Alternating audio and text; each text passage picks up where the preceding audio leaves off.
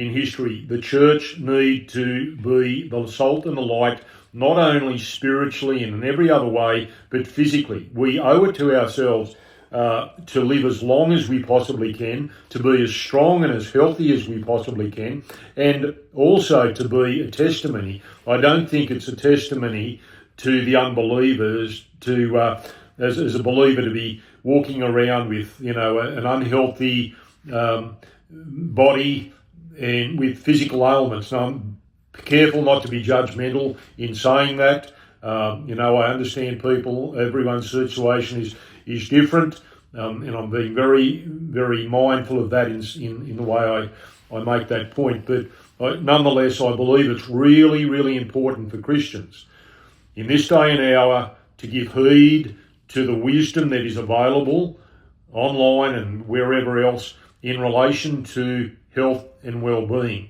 The devil has sold the world a lie in relation to a lot of the food that we have been eating, and people have been dying over the years incredibly prematurely and suffering all kinds of ailments purely because of poor diet. And so there's a lot of good information coming to light, and I believe it's in line with the prophecy in Daniel, the book of Daniel, where it says that in the last days knowledge will increase.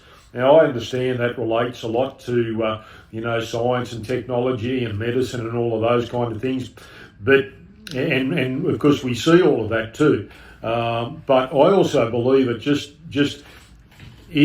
simply in the relation to health and well-being and diet. There's a lot of good information coming out online and various other places in relation to what not to eat and also what to eat.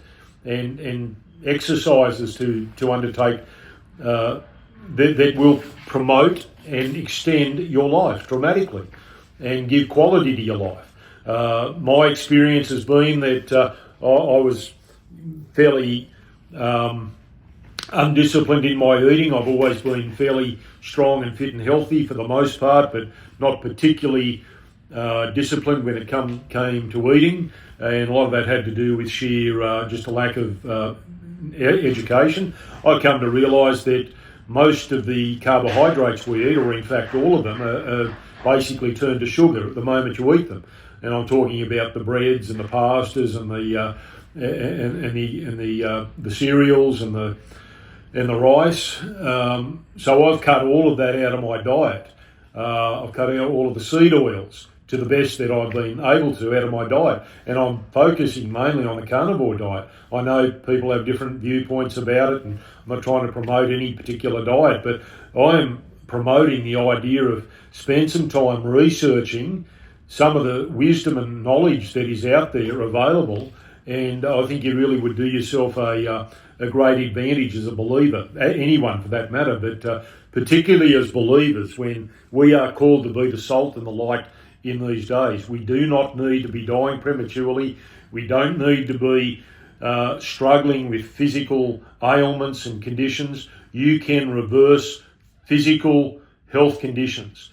I believe that we're living in the day and the age when we can not only slow down the aging process, we can not only halt the aging process, but we can actually potentially reverse the aging process. I'm not trying to be weird about that. I know there's, no doubt limitations on that, but I believe that we can, with a good attitude, a change of diet, physical exercise, taking advantage of some of the wisdom and knowledge that's available, we can slow down and reverse the aging process. I know they're already discovering that you can reverse and reduce the calcium buildup in our arteries simply by changing our diet, and with various other medications, I suppose. And I'm in no way promoting any kind of medication. I'm talking simply about the natural products that are available. I'm not promoting anything as a health expert or as a doctor. I'm purely stating my own experience and my own, revelation of these issues. So I hope that's helped somebody. Body of Christ, it's time that we really got it together physically, mentally, emotionally, spiritually, financially, and in every other way. I hope that's encouraged somebody today.